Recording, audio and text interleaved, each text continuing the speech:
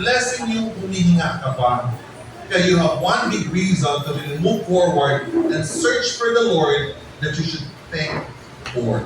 Hanapin mo ang Diyos na nagbibigay ng hininga. Amen? Huwag yun, Lord. Wala pa kaming magandang bahay, Lord. Wala pa kaming magandang kotse. So, mga kapatid, yun palang hininga, pagpapala na siya. Pagpapala na siya. Maybe some of us, hindi na-appreciate yun. Kaya pinamagatan natin ang mensahe ng Panginoon, thank you pala. May nakalimutan, di ba? Thank you pala.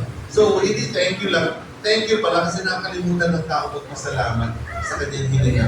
Many people just take advantage of crossing a day without even thanking God for the beautiful things that he or she received. So, ang inhale and exhale natin ay mula sa Panginoon. Time goes by so fast. Alam ba natin ang panahon mabilis? Ang kahapon ay dumaan na. Ang bukas ay parating pa. Ang meron tayo ngayon. Ulitin ko, ang meron po tayo